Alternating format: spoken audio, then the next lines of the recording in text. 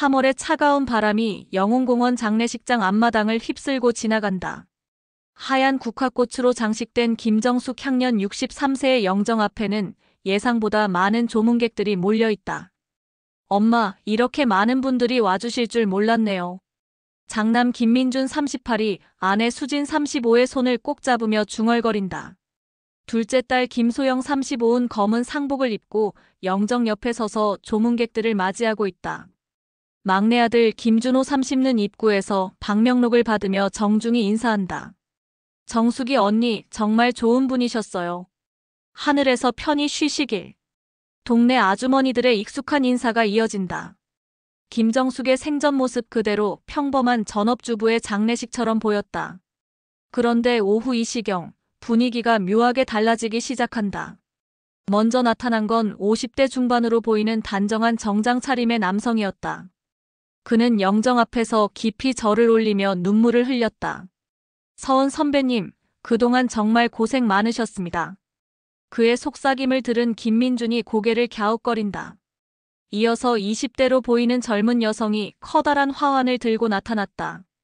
유튜브 채널 은비의 오후 시청자 일동이라는 리본이 달린 화환이었다. 여성은 스마트폰으로 영정 사진을 찍으며 은비 할머니 정말 사랑했어요 라고 말한다. 김소영이 다가가 실례지만 저희 어머니를 어떻게 아시는지 하고 묻자 젊은 여성은 당황스러운 표정을 지었다. 정숙 할머니 아니세요? 아, 죄송해요. 제가 착각한 것 같아요. 그녀는 서둘러 자리를 떠났다. 하지만 이상한 조문객들은 계속 나타났다. 70대 할머니 두 분이 함께 와서 정숙이가 마지막까지 연습을 열심히 했는데 하며 서로 이야기를 나눈다. 30대 남성은 촬영 장비 때문에 정말 고생했는데 이제 어떡하지라며 한숨을 쉰다. 가장 충격적이었던 건 이수연 55이라는 남성의 등장이었다. 그는 하얀 장미 한 다발을 들고 와서 영정 앞에 놓았다. 장미꽃에는 사랑하는 은비에게 수연이라는 카드가 달려 있었다. 잠깐만요. 김준호가 그를 붙잡았다. 죄송하지만 저희 어머니를 어떻게 아시는 건가요? 이수연은 잠시 말을 잇지 못했다. 그의 눈가에는 깊은 슬픔이 어려 있었다. 정숙 씨와 오랫동안 알고 지낸 사이입니다. 정말 좋은 분이셨어요. 어머니 성함을 어떻게 아시고 또 은비라는 건 뭔가요? 김소영이 날카롭게 물었다. 이수연은 당황스러워하며 죄송합니다. 제가 너무 슬퍼서 실수했네요 라고 얼버무리고는 서둘러 자리를 떴다. 세 남매는 서로 얼굴을 마주보았다. 뭔가 이상했다. 어머니를 서은, 은비라고 부르는 사람들, 연극과 유튜브를 언급하는 사람들, 그리고 어머니에게 장미를 바치며 사랑한다고 말하는 남성까지. 엄마가 우리 모르게 뭔가 하고 계셨던 건 아닐까? 김민준이 조심스럽게 말했다. 설마 엄마는 집에서 요리하고 청소하고 우리 뒷바라지만 하셨는데. 김소영의 목소리에는 확신이 없었다. 그날 밤 발인을 마치고 집으로 돌아온 세 남매는 어머니의 방을 정리하기 시작했다. 40년간 가족만을 위해 살았다고 생각했던 어머니. 하지만 오늘 장례식에서 만난 사람들의 모습이 자꾸 떠올랐다. 내일부터 엄마 물건들을 차근차근 정리해보자. 김민준의 제안에 모두 고개를 끄덕였다. 그들은 아직 몰랐다. 어머니 김정숙이 얼마나 큰 비밀을 간직하고 살았는지를. 그 밤 이수연은 자신의 작은 아파트에서 정숙과 함께 찍은 사진들을 보며 눈물을 흘리고 있었다. 무대 위에서 연기하는 모습, 카메라 앞에서 밝게 웃는 모습, 그리고 조용한 카페에서 차를 마시며 행복해하던 모습들. 은비야, 이제 어떻게 하면 좋을까? 그의 속삭임이 적막한 밤 공기 속으로 사라져갔다. 한편 어디선가 젊은 여성이 스마트폰으로 영상을 찍고 있었다. 안녕하세요 여러분. 오늘은 정말 슬픈 소식을 전해드려야 할 것 같아요. 저희가 너무 사랑했던 은비의 오후 채널의 은비 할머니가 돌아가셨어요. 40만 구독자 여러분들과 함께 추모의 시간을 가져보려고 해요. 어머니의 죽음이 단순한 가족의 상실이 아니라는 것을 아직 알지 못한 채 세 남매는 각자의 집으로 돌아가 잠들었다. 하지만 그들의 마음 한편에는 오늘 하루 동안 느꼈던 어색함과 의문이 자리 잡고 있었다. 다음 날 아침 세 남매는 어머니가 40년간 살던 집에 다시 모였다. 20평 남짓한 아파트는 여전히 어머니의 체온이 남아있는 것 같았다. 거실 한편에는 어머니가 즐겨 뜨개질하던 의자가 놓여있고 부엌에는 마지막까지 사용하던 앞치마가 걸려 있었다. 어디서부터 시작할까? 김소영이 고무장갑을 끼며 물었다. 침실부터 하자. 엄마 개인 물건들이 가장 많이 있을 거야. 김민준이 답했다. 세 사람은 어머니의 침실로 향했다. 오래된 옷장과 화장대, 그리고 작은 책상이 놓여 있었다. 김준호는 옷장을 열어 의류들을 정리하기 시작했고, 김소영은 화장대 서랍을 하나씩 들여다보았다. 이건 뭐지? 김민준이 책상 서랍을 뒤지다가 작은 수첩을 발견했다. 겉표지에는 아무것도 쓰여 있지 않았지만 페이지를 넘기자 어머니의 익숙한 글씨가 나타났다. 2024년 3월 5일 오늘 햄릿 오디션을 봤다. 서은으로서의 나는 아직 살아있다. 2024년 3월 12일 오디션에 합격했다. 20년 만에 다시 무대에 설 수 있게 되었다. 김민주는 급히 페이지를 넘겼다. 2024년 4월 20일 오늘 유튜브 촬영이 너무 재미있었다. 시청자들이 내 이야기에 공감해주는 게 신기하다. 2024년 6월 10일 수연이가 병원 검사 결과를 함께 들으러 갔다. 다행히 큰 문제는 없다고 한다. 야, 이것 좀 봐봐. 김민준이 수첩을 들고 동생들을 불렀다. 김소영과 김준호가 모여들었다. 김소영이 수첩을 받아서 읽기 시작했다. 2024년 7월 15일 아이들에게 미안하다. 하지만 서은으로 불리던 내 삶이 진짜였어. 엄마로만 살기에는 너무 많은 걸 포기해야 했다. 서은, 어제 장례식에서 어떤 아저씨가 엄마를 서은 선배라고 불렀잖아. 김준호가 기억을 더듬었다. 김소영은 계속 페이지를 넘겼다. 2024년 8월 3일 오늘 은비의 오후 채널 구독자가 35만을 넘었다. 내가 이런 사랑을 받을 줄 몰랐다. 2024년 9월 20일 연극 공연이 너무 성공적이었다. 관객들이 기립박수를 쳐줄 때 정말 살아있다는 느낌이었다. 2024년 11월 30일 수연이와 함께 여행을 다녀왔다. 20년 만에 처음으로 진짜 휴가 같았다. 세 남매는 말을 잃었다. 어머니가 연극을 하고 유튜브를 하고 심지어 수연이라는 남성과 여행까지 다녀왔다는 내용이었다. 이게 진짜야? 김소영의 목소리가 떨렸다. 김준호가 화장대 서랍을 더 자세히 뒤져보기 시작했다. 그리고 맨 아래 서랍에서 작은 상자를 발견했다. 상자 안에는 여러 장의 사진이 들어있었다. 첫 번째 사진은 무대 위에서 화려한 의상을 입고 연기하는 어머니의 모습이었다. 그 모습은 집에서 보던 소박한 어머니와는 완전히 달랐다. 자신감 넘치는 표정, 당당한 자세, 그리고 눈빛에서 나오는 생명력이 사진을 통해서도 느껴졌다. 두 번째 사진은 카메라 앞에서 밝게 웃고 있는 어머니였다. 배경에는 은비의 오후 세트처럼 보이는 공간이 있었다. 세 번째 사진이 가장 충격적이었다. 어머니가 이수연이라는 남성과 함께 찍은 사진이었다. 둘은 자연스럽게 어깨를 나란히 하고 있었고 어머니의 표정은 지금까지 본 것 중 가장 행복해 보였다. 엄마가 정말 이런 일들을 하고 계셨던 거야? 김민준이 믿기지 않는다는 듯 말했다. 사진 뒷면에는 글씨가 쓰여 있었다. 서은의 마지막 공연 2024.10 15. 은비와 함께한 3년 -2024.12 1. 수영과의 제주도 여행 -2024.11 28. 김소영은 상자를 더 뒤져보았다. 맨 아래에는 연극 포스터가 접혀서 들어있었다. 늘 푸른 극단 정기공연 셰익스피어의 햄릿 포스터에는 출연진 명단이 있었고 그 중에 거트루드역 서은이라고 적혀 있었다. 서은이 엄마의 예명이었구나. 김준호가 중얼거렸다.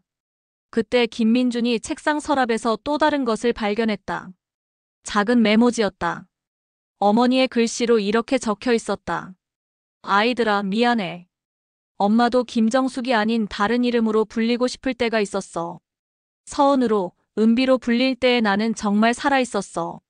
너희들을 사랑하지만 나 자신도 사랑하고 싶었어.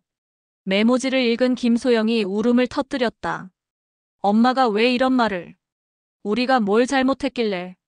우리 잘못이 아니야. 김민준이 동생의 어깨를 감쌌다. 엄마는 그냥 엄마 자신만의 삶을 원하셨던 거야. 김준호는 휴대폰을 꺼내 은비의 오후를 검색해 보았다. 정말로 채널이 존재했다. 프로필 사진에는 어머니의 모습이 있었고 구독자는 정확히 40만 3천 명이었다. 40만 명이 엄마를 알고 있었다니. 김준호가 놀라워했다. 우리는 엄마에 대해 정말 아무것도 몰랐구나. 김민준이 한숨을 쉬었다. 그들은 계속해서 어머니의 물건들을 뒤져보았다. 연극 대본, 유튜브 촬영 스케줄표, 그리고 이수연과 주고받은 편지들까지. 어머니는 정말로 이중 생활을 하고 있었던 것이다. 저녁이 되어서야 세 남매는 정리를 마쳤다.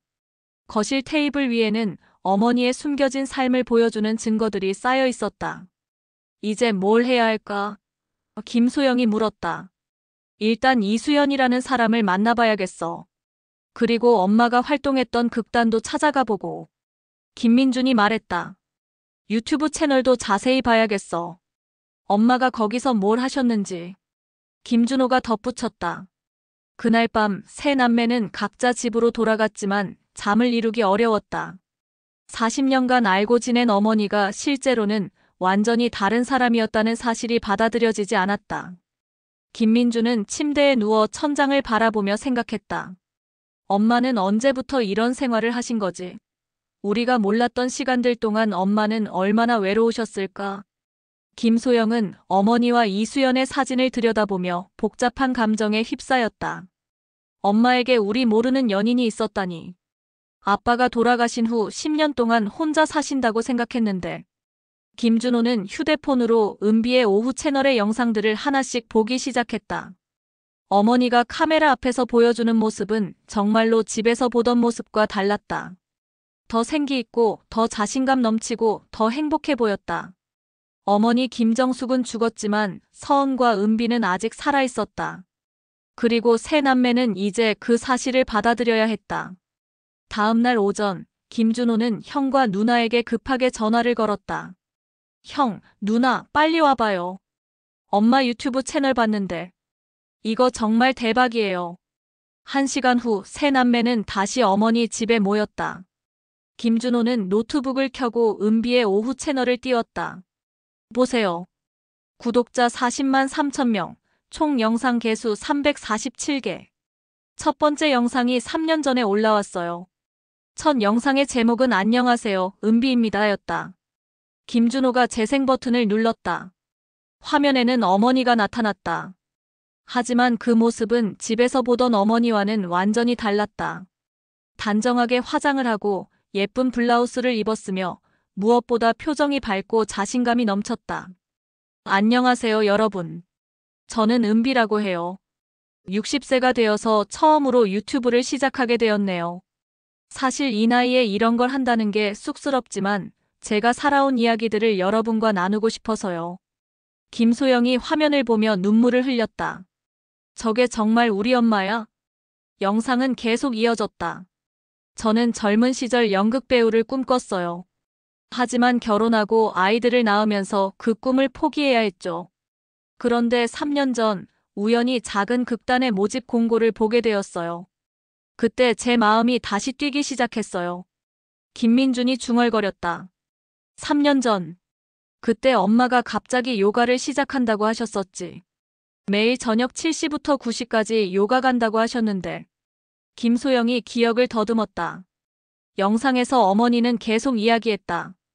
처음에는 정말 떨렸어요. 다른 배우들은 모두 저보다 어렸고 저는 30년 동안 연기를 안 했거든요.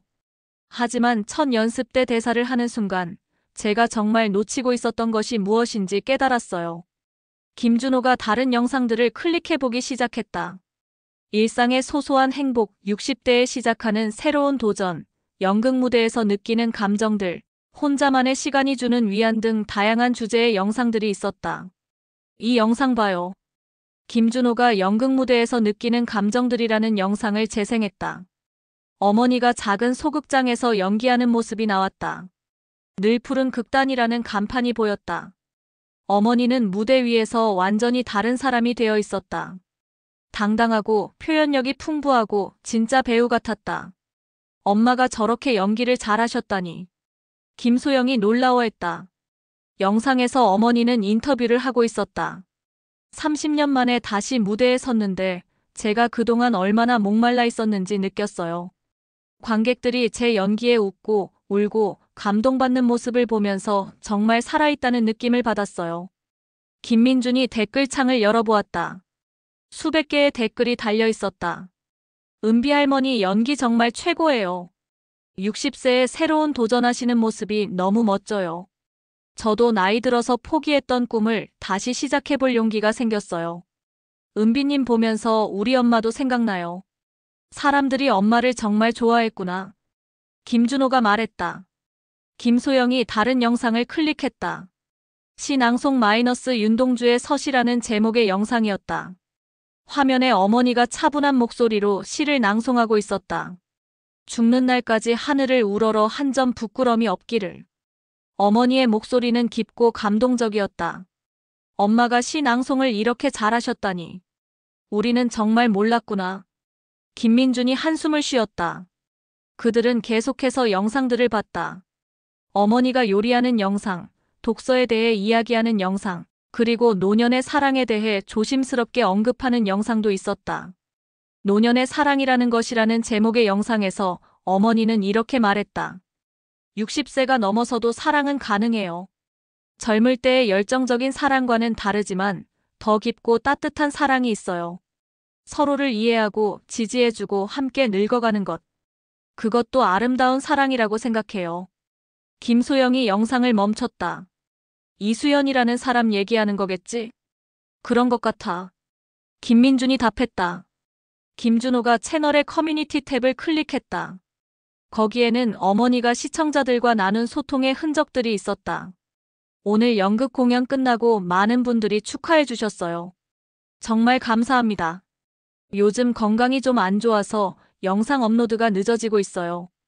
죄송해요. 60만 구독자를 목표로 열심히 해볼게요. 마지막 게시물은 한 달 전에 올라온 것이었다. 잠시 휴식을 취할게요. 곧 돌아올게요. 엄마가 아프시다는 걸 알고 계셨던 거구나. 김소영이 말했다. 김준호가 늘 푸른 극단을 검색해 보았다. 서울 마포구에 있는 작은 극단이었다. 홈페이지에 들어가 보니 정기 공연 안내와 함께 배우 소개가 있었다. 서은 김정숙 마이너스 늘 푸른 극단의 보석 같은 배우. 60세의 연기를 시작해 모든 관객들에게 감동을 주고 있다. 사진 속 어머니는 정말 행복해 보였다. 극단에 가봐야겠어. 김민준이 말했다.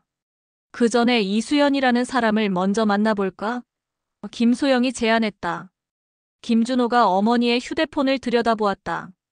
연락처에 수연이라고 저장된 번호가 있었다. 전화해볼까? 김준호가 물었다. 세 남매는 서로를 바라보았다. 어머니의 또 다른 삶을 알아가는 것이 두렵기도 하고 궁금하기도 했다. 일단 극단부터 가보자. 김민준이 결정했다. 거기서 엄마가 어떤 분이셨는지 들어보고 나서 이수연 씨를 만나는 게 좋을 것 같아. 오후 3시 세 남매는 마포구에 있는 늘 푸른 극단을 찾아갔다. 작은 건물의 2층에 있는 소극장이었다. 입구에는 늘 푸른 극단이라는 간판이 걸려 있고 최근 공연 포스터들이 붙어 있었다. 계단을 올라가니 연습실 문이 열려 있었다. 안에서는 70대로 보이는 할머니 두 분과 50대 남성 한 분이 대본을 보며 연습을 하고 있었다. 실례합니다. 김민준이 문을 두드렸다. 연습을 하던 사람들이 고개를 돌렸다. 그중 한 할머니가 정숙이와 많이 닮으셨네요. 혹시? 네, 저희는 김정숙의 자녀들입니다. 김소영이 답했다. 할머니들의 얼굴이 슬퍼졌다. 아, 정말 좋은 분을 떠나보냈습니다. 들어오세요. 극단 대표인 박영호 65씨가 새 남매를 맞이했다. 정숙 씨는 정말 특별한 분이셨어요. 60세에 연기를 시작해서 3년 만에 우리 극단의 간판 배우가 되셨거든요. 어머니가 정말 연기를 잘하셨나요? 김준호가 물었다. 잘한다는 표현으로는 부족해요. 정숙 씨는 무대 위에서 진짜 살아있었어요. 관객들이 그 에너지를 느낄 수 있었거든요. 박영호 씨가 답했다. 할머니 배우 중 한 분인 이순자 72씨가 말했다. 정숙이는 처음 왔을 때 정말 조심스러워했어요. 제가 이 나이에 연기를 해도 될까요? 라고 계속 물어보더라고요.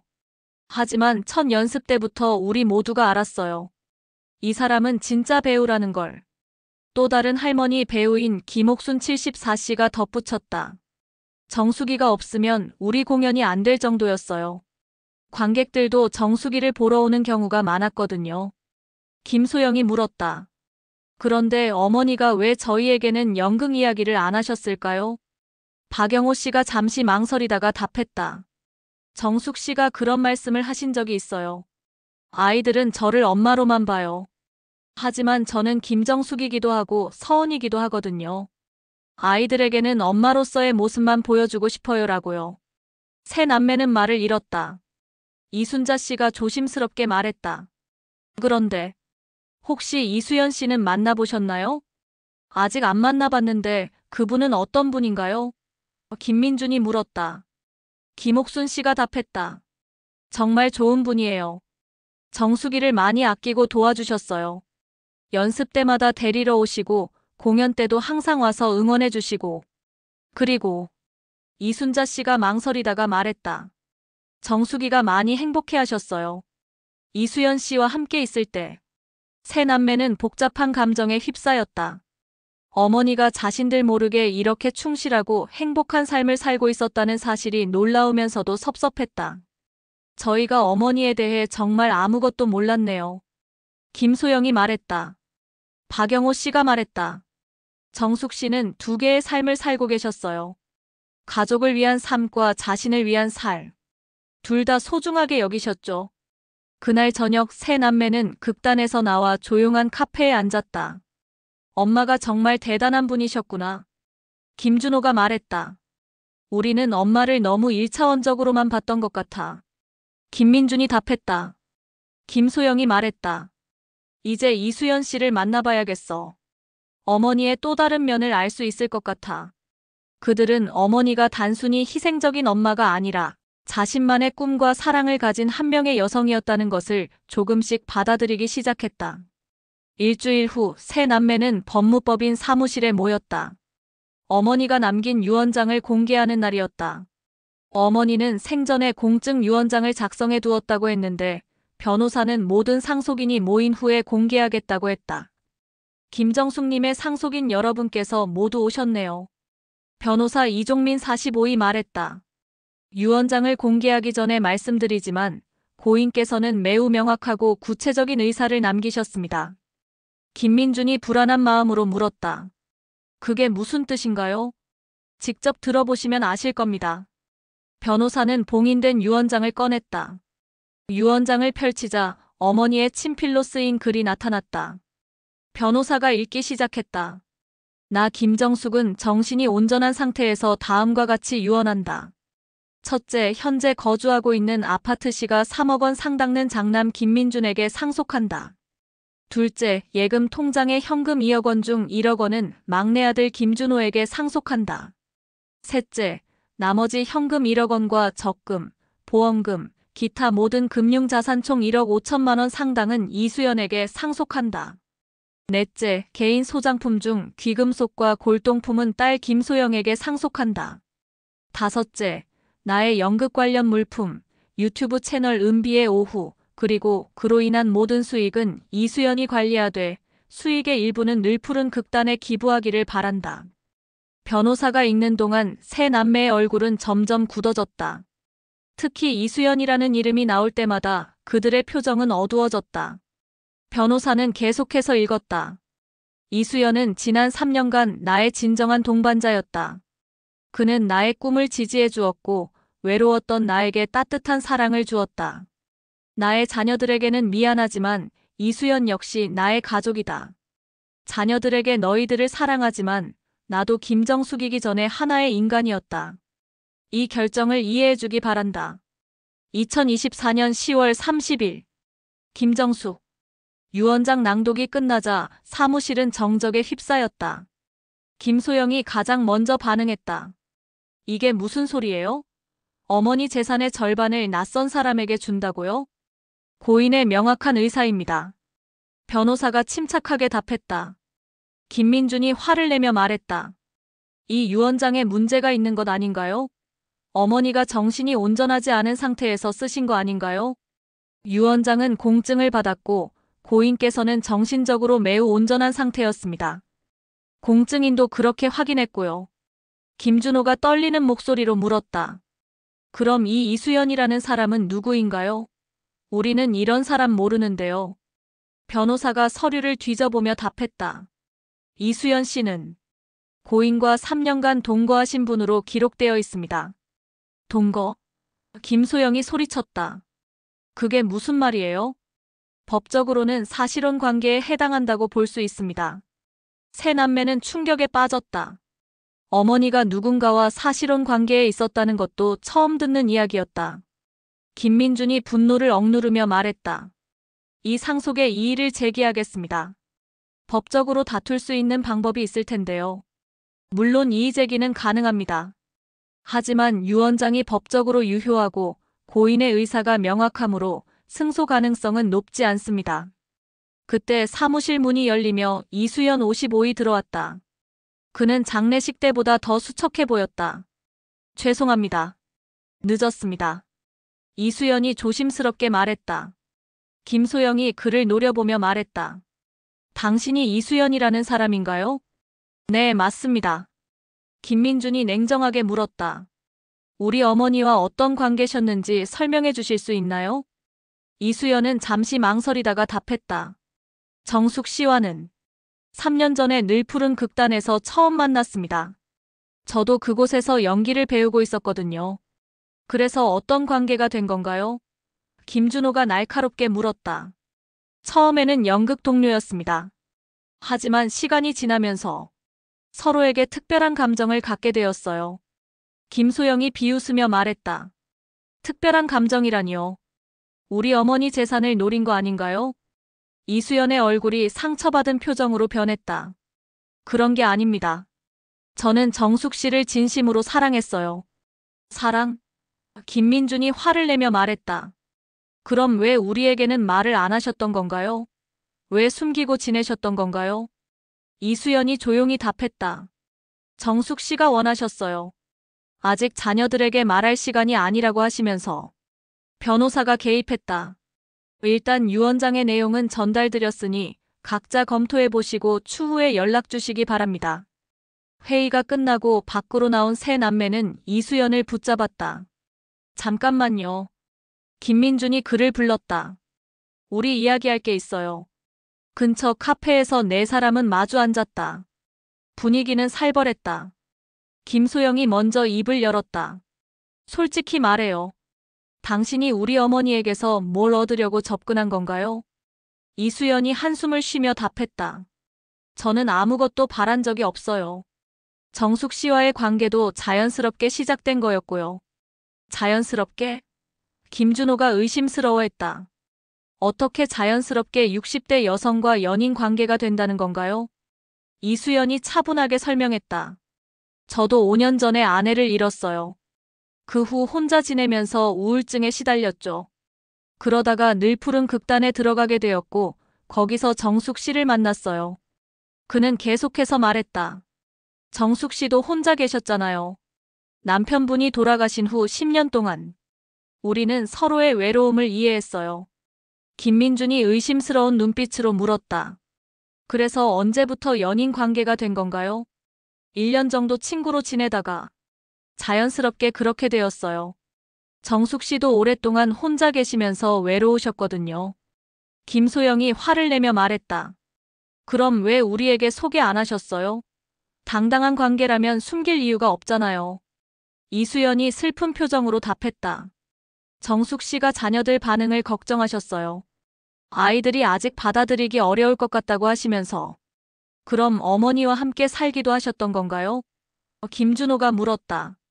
정식으로 함께 산 건 아니에요. 하지만 제 집에 자주 오셨고 저도 정숙 씨 집에 가끔 갔죠. 김민준이 냉정하게 말했다. 결국 어머니 재산을 노린 거네요. 유언장까지 쓰게 만들고. 이수연이 격정적으로 반박했다. 절대 그런 게 아니에요.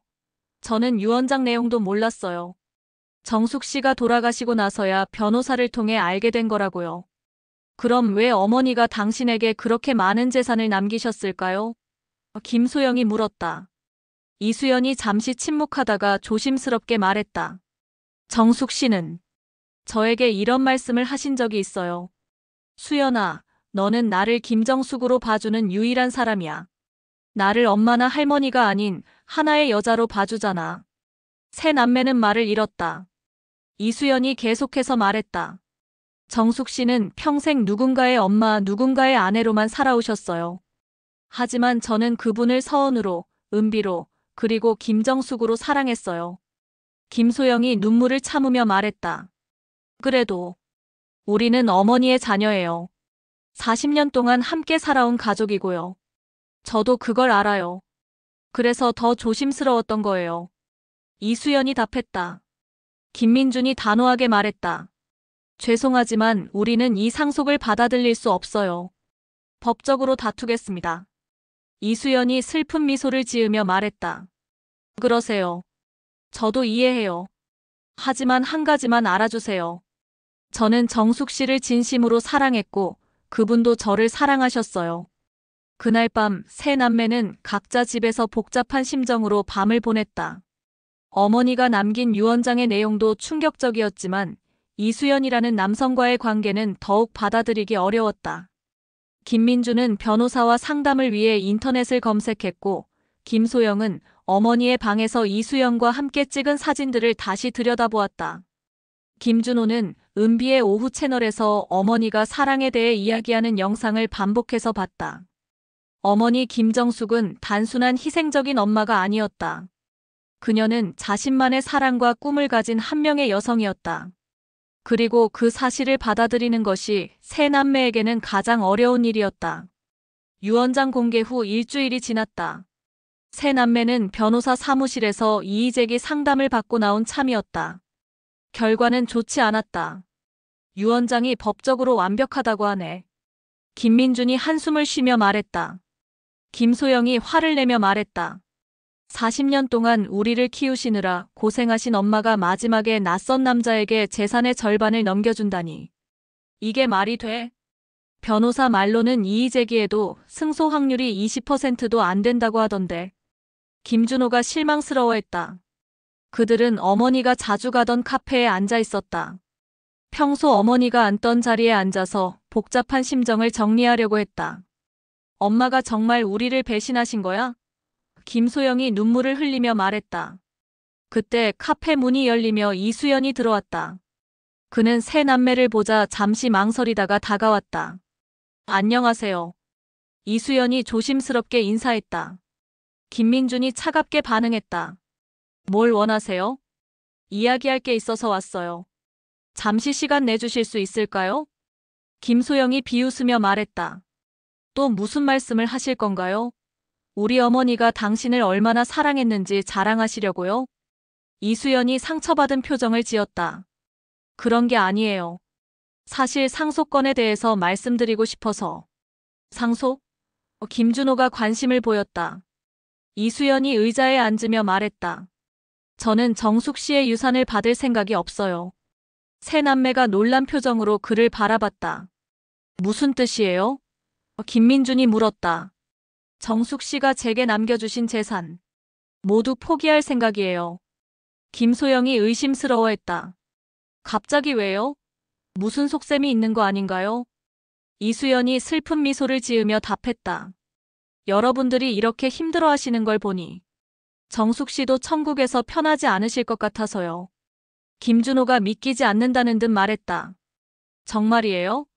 2억 5천만 원을 그냥 포기한다고요? 네. 다만 한 가지 조건이 있어요. 역시 조건이 있군요. 김소영이 냉소적으로 말했다. 이수연이 진지하게 말했다. 정숙 씨의 이야기를 들어주세요. 진짜 정숙 씨가 어떤 분이었는지. 김민준이 불편해하며 말했다. 우리가 엄마를 모른다는 뜻인가요? 40년 동안 함께 살았는데요. 그 40년 동안 정숙 씨가 얼마나 외로우셨는지 아세요? 이수연의 말에 새 남매는 순간 말문이 막혔다. 이수연이 계속해서 말했다. 정숙 씨는 항상 말씀하셨어요. 아이들은 나를 엄마로만 봐. 김정숙이라는 사람은 안 보려고 해라고. 그게 무슨 뜻이에요? 김소영이 화를 내며 물었다. 정숙 씨도 꿈이 있었어요. 젊을 때 연극 배우가 되고 싶어 했고, 시를 쓰고 싶어 했고, 여행도 하고 싶어 했어요. 하지만 결혼하고 아이들을 낳으면서 모든 걸 포기하셨죠. 김민준이 변명하듯 말했다. 그건 엄마가 선택하신 거잖아요. 우리가 강요한 게 아니라. 선택이라고 하시나요? 이수연이 반문했다. 당시에 여성들에게 선택권이 있었나요? 사회가, 가족이 요구하는 대로 살 수밖에 없었잖아요. 이수연은 가방에서 작은 공책을 꺼냈다. 이건 정숙 씨가 저에게 주신 일기예요. 한번 읽어보세요. 김소영이 공책을 받아서 펼쳤다. 어머니의 글씨였다. 1995년 3월 15일 민준이가 초등학교에 입학했다. 다른 엄마들처럼 나도 행복해야 하는데 왜 이렇게 답답할까? 내가 꿈꿨던 무대는 점점 멀어져 간다. 2001년 8월 22일 소영이가 중학교에 들어갔다. 아이들이 클수록 내 시간은 더 없어진다. 나는 언제쯤 나 자신을 위한 시간을 가질 수 있을까? 2010년 4월 10일 남편이 떠났다. 슬프지만 한편으로는 이제 내 인생을 살 수 있을 거라는 생각이 든다. 이런 생각을 하는 나는 나쁜 사람일까? 김소영이 눈물을 흘리며 일기를 읽었다. 어머니의 진심이 그대로 드러나 있었다. 2021년 9월 5일 드디어 용기를 내서 연극을 시작했다. 40년 만에 처음으로 내가 원하는 걸 하고 있다. 아이들에게는 요가라고 했지만 미안하다. 2022년 7월 20일 수연이를 만났다. 오랜만에 누군가가 나를 김정숙으로 봐준다. 엄마가 아닌 할머니가 아닌 그냥 김정숙으로. 김준호가 일기를 이어받아 읽었다. 2023년 2월 14일 수연이와 처음으로 손을 잡았다. 60세가 넘어서 이런 설렘을 느낄 줄 몰랐다. 아이들이 알면 이상하게 생각할까? 2023년 10월 30일 유언장을 작성했다. 아이들에게 미안하지만 수연이도 내 가족이다. 3년 동안 나를 진짜 사랑해준 사람이다. 김민준이 일기를 받아서 마지막 부분을 읽었다. 2024년 11월 25일 몸이 많이 안 좋다. 병원에서 6개월이라고 했다. 아이들에게 어떻게 말해야 할까? 수연이는 끝까지 함께 하겠다고 한다. 2024년 12월 15일 아이들아, 미안해. 엄마도 한 사람의 여자였어. 너희들을 사랑했지만 나 자신도 사랑하고 싶었어. 일기를 다 읽은 새 남매는 말을 잃었다. 이수연이 조용히 말했다. 정숙 씨는 마지막 6개월 동안 정말 힘들어 하셨어요. 여러분들에게 병을 알리고 싶어 했지만 또 한편으로는 걱정을 끼치고 싶지 않아 했어요. 김소영이 떨리는 목소리로 물었다. 엄마가 정말 6개월 전부터 아프셨던 거예요? 네. 폐암말기였어요. 하지만 여러분들 앞에서는 아무렇지 않은 척 하셨죠. 김준호가 죄책감에 휩싸여 말했다. 우리는 정말 아무것도 몰랐구나. 이수연이 계속해서 말했다. 정숙 씨는 마지막까지 연극을 했어요. 무대 위에서만큼은 정말 행복해 하셨거든요. 김민준이 복잡한 감정으로 물었다. 그럼 당신은 정말 엄마를 사랑했던 건가요? 네. 진심으로 사랑했어요. 정숙 씨가 김정숙으로서 당당하게 살 수 있도록 도와주고 싶었어요. 김소영이 눈물을 닦으며 말했다. 우리가 엄마를 너무 1차원적으로만 봤던 걸까요? 여러분들이 잘못한 게 아니에요. 당시에는 그게 당연했으니까요. 하지만 정숙 씨는 끝까지 여러분들을 사랑하셨어요. 이수연이 또 다른 편지를 꺼냈다. 이건 정숙 씨가 여러분들에게 남긴 마지막 편지예요. 김민준이 편지를 받아서 읽기 시작했다. 사랑하는 민준, 소영, 준호에게 이 편지를 읽고 있다면 엄마는 이미 떠났을 거야. 미안해. 40년 동안 너희들의 엄마로 살면서 정말 행복했어. 하지만 가끔은 김정숙으로도 살고 싶었어. 수연이를 통해서 나는 다시 여자가 될 수 있었어. 너희들에게는 이상하게 느껴질 수도 있겠지만 60세에도 사랑은 가능해. 내가 남긴 재산 때문에 힘들어하지 마. 수연이는 좋은 사람이야. 그가 없었다면 마지막 3년은 정말 외로웠을 거야. 너희들도 각자의 인생을 살아. 엄마처럼 자신을 포기하지 말고. 사랑해. 엄마가. 편지를 읽은 후 카페는 정적에 휩싸였다. 세 남매는 모두 눈물을 흘리고 있었다. 이수연이 조심스럽게 말했다. 정숙 씨는 여러분들에게 이해받고 싶어 했어요. 하지만 시간이 필요하다는 것도 알고 계셨죠. 김민준이 고개를 들며 말했다. 우리가 엄마에 대해 정말 아무것도 몰랐네요. 아니에요. 여러분들은 정숙 씨의 소중한 자녀들이에요. 다만 정숙 씨에게는 엄마 외에 다른 면도 있었던 거죠. 김소영이 말했다. 상속권. 다시 생각해 보겠어요. 고맙습니다. 하지만 급하게 결정하지 마세요. 시간을 두고 천천히 생각해 보세요. 그날 저녁 세 남매는 처음으로 어머니에 대해 진지하게 이야기했다. 희생적인 엄마가 아닌 한 명의 여성으로서의 김정숙에 대해서. 엄마도 우리처럼 사랑하고 꿈꾸고 때로는 외로워했던 거구나. 김준호가 말했다. 우리가 너무 이기적이었던 것 같아. 김소영이 반성했다. 이제라도 엄마를 제대로 이해해보자. 김민준이 제안했다. 그들은 어머니의 또 다른 면을 받아들이기 시작했다. 쉽지 않은 과정이었지만 그것이 어머니에 대한 진정한 사랑이라는 것을 깨달았다. 어머니에 대한 새로운 사실들을 알게 된 지 며칠 후, 김준호는 은비의 오후 채널을 더 자세히 살펴보고 있었다. 업로드된 영상들을 하나씩 보면서 어머니의 마음을 이해하려고 노력했다. 그런데 채널 관리 페이지에서 이상한 것을 발견했다. 비공개 영상 1개라고 표시되어 있었다. 형, 누나, 빨리 와봐요. 김준호가 급히 전화를 걸었다. 1시간 후 세 남매는 다시 어머니 집에 모였다. 뭔데 그렇게 급하게 불렀어? 김소영이 물었다. 엄마 유튜브 채널에 우리가 못 본 영상이 하나 더 있어요. 비공개로 되어 있는데. 김준호가 노트북 화면을 보여줬다. 제목은 마지막 인사였고 업로드 날짜는 어머니가 돌아가시기 일주일 전이었다. 이거 봐도 될까? 김민준이 망설였다. 엄마가 우리에게 남기신 메시지일 수도 있어. 김소영이 말했다. 김준호가 영상을 재생했다. 화면에 어머니가 나타났다. 하지만 전과는 다른 모습이었다. 많이 수척해지고 피곤해 보였다. 하지만 눈빛만은 여전히 따뜻했다. 안녕하세요, 여러분. 은비입니다. 어머니의 목소리도 평소보다 약해져 있었다. 오늘은 여러분들에게 고백할 일이 있어서 이 영상을 찍게 되었어요. 사실 저는 얼마 전에 병원에서 좋지 않은 소식을 들었어요. 세 남매의 얼굴이 굳어졌다. 6개월. 아니, 이제는 더 짧을 수도 있겠네요. 처음에는 무서웠어요. 하지만 이제는 괜찮아요. 지난 3년 동안 정말 행복했거든요. 어머니는 잠시 카메라에서 눈을 돌리며 생각에 잠겼다. 사실 이 채널을 시작할 때 저는 정말 절망적이었어요.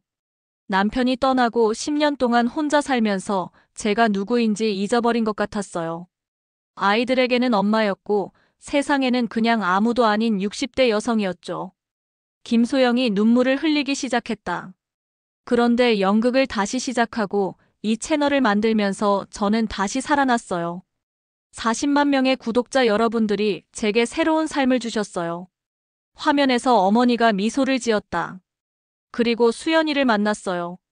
제가 김정숙이라는 이름으로 하나의 온전한 인간으로 사랑받을 수 있다는 걸 가르쳐준 사람이에요. 김민준이 주먹을 꽉 쥐었다. 하지만 가장 미안한 건 제 자녀들에게 진실을 말하지 못한 거예요. 어머니가 카메라를 정면으로 바라보며 말했다. 민준아, 소영아, 준호야. 혹시 이 영상을 보고 있다면 엄마가 정말 미안해. 세 남매는 모두 울고 있었다. 너희들은 정말 좋은 아이들이야. 엄마를 40년 동안 사랑해줘서 고마워. 하지만 엄마도 김정숙이기 전에 하나의 인간이었어. 어머니의 목소리가 떨렸다. 엄마로만 살기에는 너무 많은 것을 잃고 있었어. 내 꿈, 내 사랑, 내 자아. 그래서 저는 두 번째 삶을 선택했어요. 화면에서 어머니가 눈물을 닦았다. 서은으로 무대에 설 때, 은비로 여러분들과 소통할 때, 수연이와 함께 있을 때에 저는 정말 행복했어요. 60년을 살면서 가장 진짜 같은 3년이었어요. 어머니는 잠시 말을 멈추고 깊은 숨을 쉬었다. 아이들아, 엄마가 너희들을 속인 게 아니야. 그냥 엄마도 김정숙으로 살고 싶을 때가 있었어. 너희들의 엄마가 아닌 그냥 김정숙으로. 김준호가 흐느끼며 화면을 바라봤다. 수연이는 정말 좋은 사람이야. 그 사람이 없었다면 마지막 3년은 정말 외로웠을 거야. 그러니까 그 사람을 미워하지 마. 어머니가 카메라에 더 가까이 다가왔다. 그리고 여러분들께도 부탁드려요. 40만 명의 구독자 여러분들. 저를 은비로 사랑해주셔서 정말 감사했어요. 덕분에 저는 마지막까지 꿈을 꿀 수 있었어요. 어머니의 목소리가 점점 작아졌다. 이제 정말 안녕이에요. 서은도, 은비도, 김정숙도 모두 행복했어요. 여러분들 덕분에. 영상이 끝나기 전 어머니가 마지막으로 말했다. 민준아, 소영아, 준호야. 엄마는 너희들이 자랑스러워. 하지만 이제는 너희들도 각자의 삶을 살아. 엄마처럼 자신을 포기하지 말고. 사랑해. 영상이 끝나자 세 남매는 한동안 말을 하지 못했다. 어머니의 진심이 고스란히 전해진 고백 영상이었다. 김소영이 먼저 입을 열었다. 엄마가 정말 힘드셨겠다. 우리에게 이런 말 한 번도 못 하시고. 김민준이 고개를 떨구며 말했다. 우리가 엄마를 너무 엄마로만 봤던 것 같아. 김정숙이라는 한 사람으로는 못 봤던 거야. 김준호가 눈물을 닦으며 말했다. 엄마는 마지막까지 우리 걱정을 하셨구나. 자신의 진실을 말하면 우리가 상처받을까 봐. 그들은 영상을 다시 한번 봤다. 볼 때마다 어머니의 마음이 더 깊이 이해되었다. 이 영상 공개해도 될까? 김준호가 조심스럽게 물었다. 왜? 김소영이 물었다. 40만 명의 구독자들도 엄마의 마지막 인사를 들을 권리가 있을 것 같아서. 김민준이 생각해보며 말했다. 엄마가 원하셨을 것 같기도 하고. 그들은 댓글창을 열어봤다. 어머니가 돌아가신 후 수많은 추모 댓글이 달려 있었다. 은비 할머니 어디 가셨어요? 너무 보고 싶어요. 혹시 무슨 일 있으신 건 아니죠? 은비 할머니 덕분에 용기를 얻었는데. 김소영이 말했다. 이 사람들도 엄마를 정말 사랑했구나. 김준호가 제안했다. 우리가 댓글로 엄마가 돌아가셨다는 소식을 알려드릴까? 그래. 그리고 마지막 영상도 공개하자. 김민준이 결심했다. 그들은 함께 댓글을 작성했다. 안녕하세요. 은비 할머니의 자녀들입니다. 어머니께서 지난주에 돌아가셨습니다. 마지막까지 구독자 여러분들을 생각하셨고 여러분들 덕분에 행복하셨다고 말씀하셨습니다. 곧 어머니의 마지막 영상을 공개할 예정입니다. 그동안 어머니를 사랑해주셔서 감사했습니다. 댓글을 올리자마자 수백 개의 응답이 달리기 시작했다. 너무 슬퍼요. 은비 할머니 정말 좋은 분이셨어요. 마지막 영상 기다리겠습니다. 유가족분들께 위로의 말씀드립니다. 김준호가 비공개 영상을 공개로 전환했다. 제목을 은비의 마지막 인사 마이너스 사랑하는 구독자 여러분께로 바꿨다. 영상이 공개되자마자 조회수가 급속히 올라갔다. 댓글도 폭발적으로 증가했다. 눈물이 멈추지 않아요. 이런 어머니를 두신 자녀분들이 부러워요. 은비 할머니 천국에서 편히 쉬세요.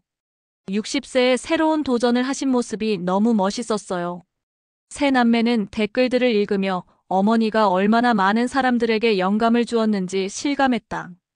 엄마가 정말 대단한 분이셨구나. 김소영이 감탄했다. 우리가 몰랐던 엄마의 모습이 이렇게 많았다니. 김민준이 말했다. 김준호가 마지막으로 말했다. 이제 우리도 엄마를 제대로 이해해야겠어. 김정숙이라는 한 사람으로. 그날 저녁 세 남매는 어머니의 마지막 메시지를 가슴에 새기며 각자의 집으로 돌아갔다. 어머니는 죽었지만 그녀의 진심은 비로소 제대로 전달되었다. 어머니의 마지막 영상을 본 후 세 남매는 며칠간 각자 생각할 시간을 가졌다. 그리고 일주일 후 그들은 중요한 결정을 내렸다. 늘 푸른 극단에 다시 가보자. 김민준이 제안했다. 이번에는 엄마의 동료로서가 아니라 정말로 엄마를 이해하려는 마음으로. 토요일 오후 세 남매는 마포구에 있는 소극장을 다시 찾았다. 이번에는 이수연도 함께였다. 어색했지만 어머니를 제대로 이해하기 위해서는 그의 도움이 필요했다. 지난번에 오신 분들이네요. 박영호 극단 대표가 반갑게 맞이했다. 그리고 수연 씨도. 이수연이 조심스럽게 인사했다. 안녕하세요. 박영호 씨가 말했다. 마침 잘 오셨어요. 오늘 정숙 씨를 추모하는 작은 모임을 하려고 했거든요. 연습실에는 늘 푸른 극단의 배우들이 모여 있었다. 이순자 할머니, 김옥순 할머니, 그리고 젊은 배우 몇 명까지. 모두 어머니를 그리워하는 표정이었다. 정숙이 자녀분들이 오셨네요. 이순자 할머니가 반가워했다. 김소영이 정중하게 인사했다. 안녕하세요. 이번에는 어머니에 대해 더 많이 알고 싶어서 왔어요. 김옥순 할머니가 의자를 권하며 말했다. 앉으세요. 정숙이 이야기 많이 해드릴게요. 박영호 씨가 어머니의 사진을 벽에 걸어놓았다. 무대 위에서 연기하는 모습을 담은 사진이었다. 정숙 씨가 처음 우리 극단에 오신 게 3년 전이었어요. 박영호 씨가 회상했다. 그때 정말 조심스러워 하셨거든요. 젊은 배우 중 한 명인 이미경 28이 말했다. 정숙 선생님은 연습 때마다 제가 이러고 있어도 되나요? 라고 물으셨어요. 자신감이 없어 보이셨는데. 하지만 무대에 올라서면 완전히 달라지셨어요. 이순자 할머니가 덧붙였다. 진짜 배우의 모습을 보여주셨죠. 김준호가 궁금해하며 물었다. 엄마가 어떤 역할을 주로 하셨나요? 박영호 씨가 답했다.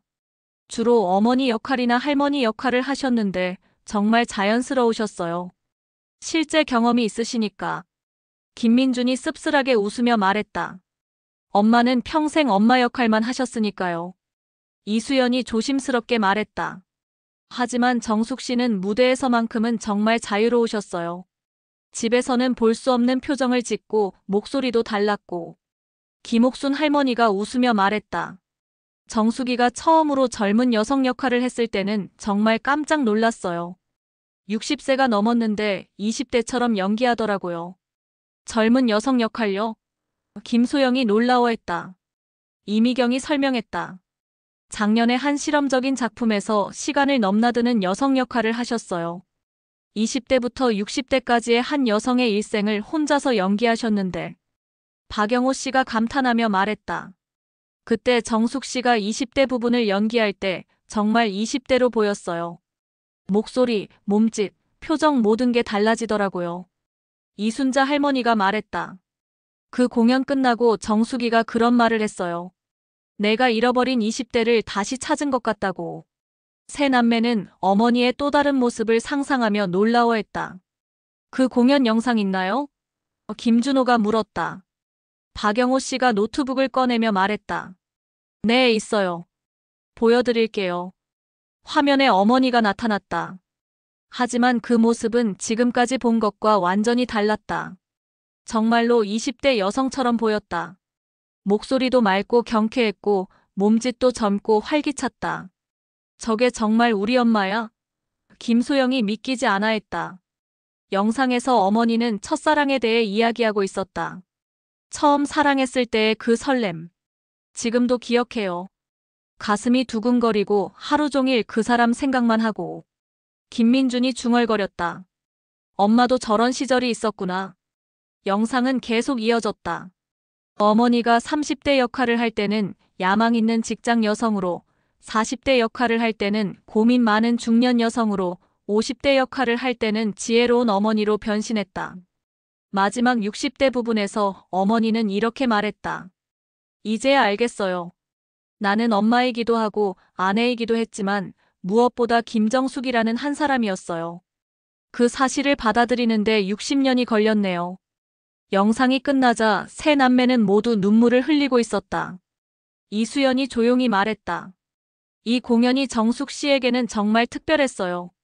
자신의 모든 인생을 무대 위에서 다시 살아본 거니까요. 김옥순 할머니가 덧붙였다. 공연 끝나고 정숙이가 울면서 말했어요. 내가 살지 못한 모든 순간들을 오늘 다시 살았다고. 박영호 씨가 다른 영상을 틀어주었다.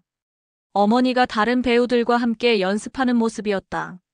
웃고 떠들고 진지하게 연기 지도를 받는 모습까지. 집에서는 볼 수 없었던 자연스럽고 행복한 어머니의 모습이었다. 엄마가 정말 행복해 보이네. 김준호가 말했다. 이미경이 말했다. 정숙 선생님은 우리 극단의 분위기 메이커셨어요.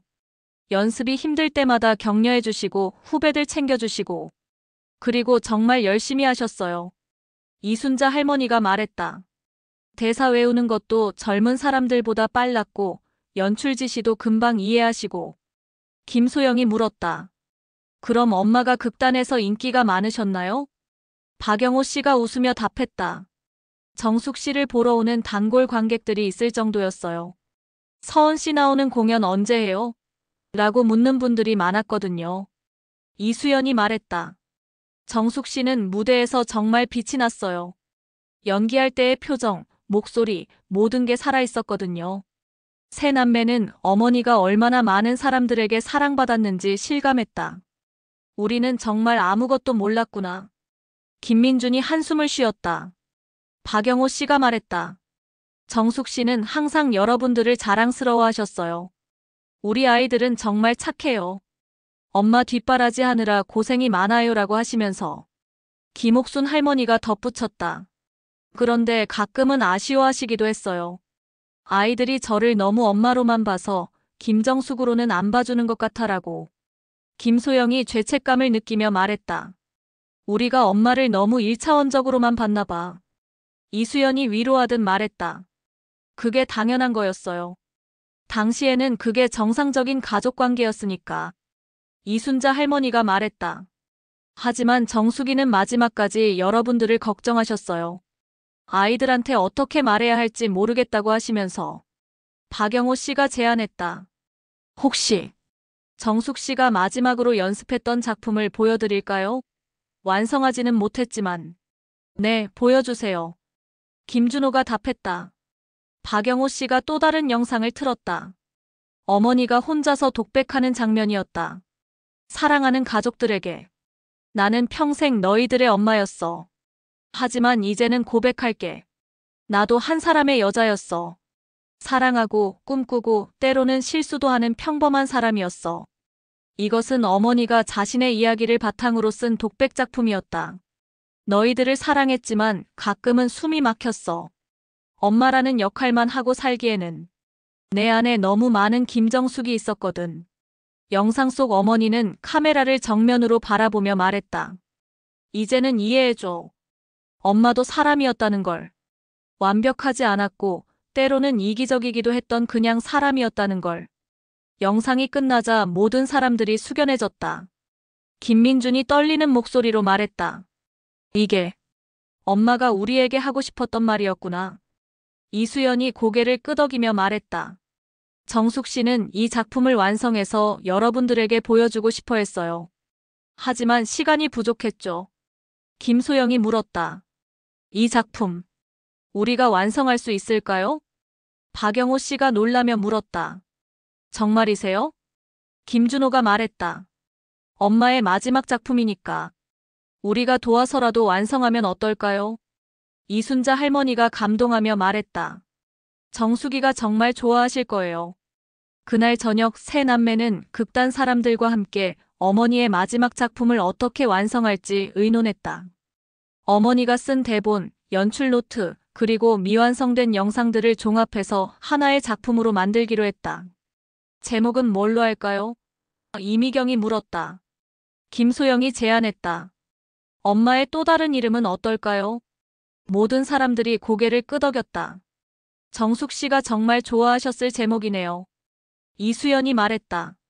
그들은 어머니의 유품을 정리하며 동시에 어머니의 진짜 모습을 찾아가고 있었다.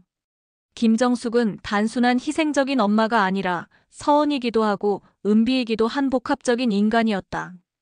엄마, 이제야 조금 이해할 것 같아요. 김준호가 어머니의 사진을 보며 중얼거렸다. 집으로 돌아가는 길에 이수연이 조심스럽게 말했다. 상속권은 정말 포기할 생각이에요. 정숙 씨의 진짜 바람은 여러분들이 그녀를 이해해주는 것이었으니까. 김민준이 답했다. 그 건은 나중에 다시 이야기해요. 일단은 엄마를 제대로 이해하는 게 먼저인 것 같아요. 세 남매는 처음으로 어머니에 대해 완전히 새로운 시각을 갖게 되었다. 그리고 그것이 진정한 사랑의 시작이라는 것을 깨달았다. 6개월이 지났다. 계절은 어느새 가을에서 겨울로 다시 봄으로 바뀌었다. 세 남매는 그동안 어머니의 삶을 차근차근 정리해왔다. 늘 푸른 극단에서는 엄마의 또 다른 이름이라는 작품이 완성되어 정기 공연으로 올라갔다. 어머니 김정숙의 이야기를 바탕으로 한 이 작품은 많은 관객들에게 감동을 주었다. 오늘이 마지막 공연이네. 김소영이 소극장 앞에서 말했다. 세 남매는 어머니의 작품을 보기 위해 극장에 와 있었다.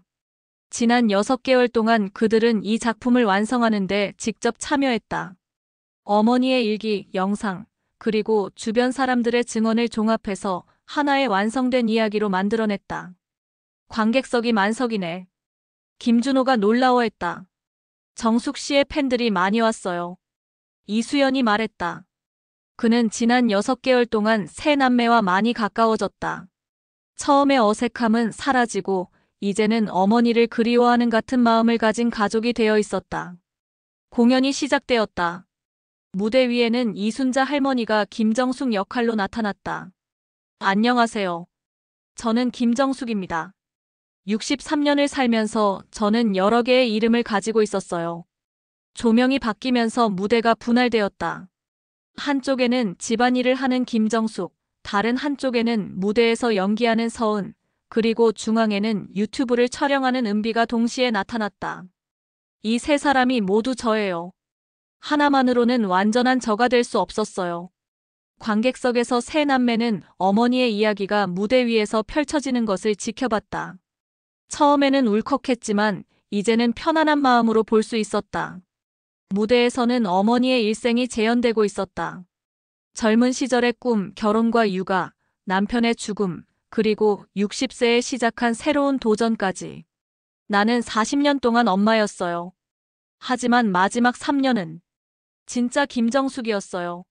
무대 위에 김정숙이 관객들을 바라보며 말했다. 가족들에게는 미안해요. 하지만 이것도 사랑이에요. 자신을 사랑하는 것도 가족을 진정으로 사랑하는 방법 중 하나거든요. 공연이 끝나자 관객들은 기립박수를 쳤다. 많은 사람들이 눈물을 흘리고 있었다. 무대 인사 시간에 박영호 극단 대표가 마이크를 잡았다. 이 작품은 우리 극단의 김정숙님의 실화를 바탕으로 만들어진 작품입니다. 오늘 유가족분들도 와주셨는데 한 말씀 부탁드리겠습니다. 김민준이 무대에 올라갔다. 처음에는 떨렸지만 어머니에 대한 진심을 말하고 싶었다. 안녕하세요. 김정숙의 장남 김민준입니다. 관객들이 박수를 쳤다. 6개월 전만 해도 저희는 어머니를 정말 모르고 있었습니다. 40년 동안 함께 살았지만 어머니의 진짜 모습은 몰랐어요. 그는 잠시 말을 멈추고 감정을 정리했다. 어머니는 우리에게는 완벽한 엄마였어요. 하지만 어머니 자신에게는 불완전한 김정숙이었던 것 같아요. 관객들이 숙연해졌다. 이제야 알겠어요. 어머니도 한 사람의 인간이었다는 걸. 꿈도 있고 사랑도 하고 자신만의 이름으로 불리고 싶어 했던 평범한 사람이었다는 걸. 김민준의 목소리가 떨렸다. 어머니, 이제는 이해해요. 엄마로만 살기에는 너무 많은 걸 포기하셨겠어요. 서은으로, 은비로, 그리고 수연 씨와 함께했던 김정숙으로 사셨던 시간들이 진짜 행복한 시간이었겠어요. 관객들 중 일부가 울고 있었다.